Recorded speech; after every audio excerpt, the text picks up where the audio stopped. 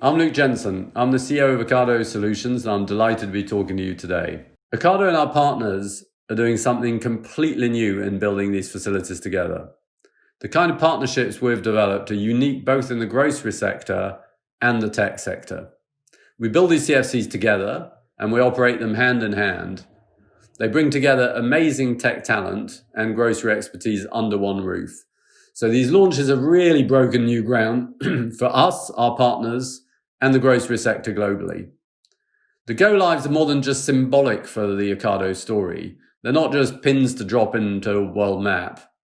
They're also core to bringing an unbeaten level of customer service to shoppers in these countries for the first time. I'd like to introduce Jean-Paul Mochet, president of Monoprix Franprix and one of the leaders of Casino Group, who's going to talk about our partnership. Merci beaucoup, cher Luc. Eh bien, écoutez, nous sommes très fiers de ce partenariat que nous avons signé avec Ocado et qui se conclut par l'ouverture de notre entrepôt de Fleury-Mérangis dans la banlieue de Paris.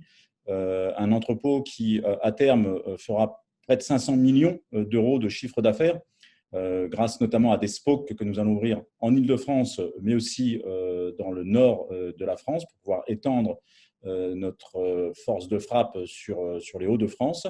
Vous dire que cette technologie est une technologie formidable qui nous donne une longueur d'avance par rapport à nos concurrents en France. Grâce à cette technologie, nous avons un service qui est irréprochable, une offre infinie avec près de 50 000 références. Et cela nourrit beaucoup d'ambition, évidemment, pour le groupe Casino et Monoprix, avec des discussions qui sont en cours avec Ocado pour l'ouverture de 2 CFC supplémentaires dans le sud de la France et dans la banlieue de Lyon. Voilà, grâce à ce partenariat, grâce à cette technologie d'avant-garde, eh bien, nous souhaitons, le groupe Casino et notamment Monoprix, devenir leader du e-commerce en France. Merci beaucoup. Luc, je te redonne la parole. Thank you, Jean-Paul. That was great, and we look forward to many years of working together. We're a company that operates now in 9 global markets. So, of course, travel restrictions represented a particular challenge for us. We always expected to have more people on the ground temporarily in the CFCs to guide them through testing, ironing out any kinks, and to troubleshoot.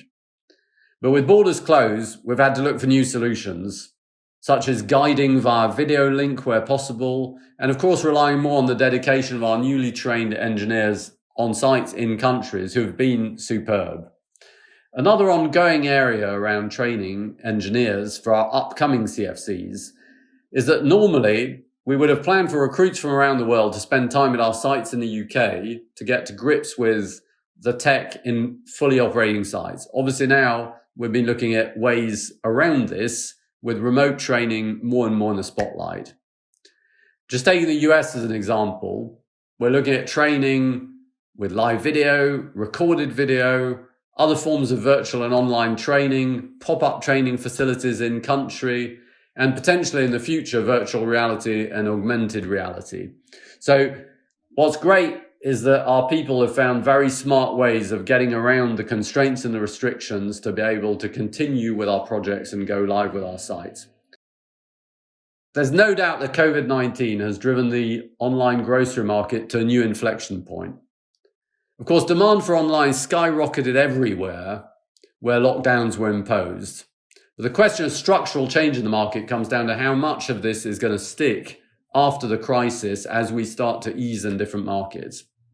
One core lesson that we've learned from being at the forefront of online grocery for 20 years is that once people have shopped online for the first time, they're likely to come back for more, particularly where the service is great and the cost is relatively low.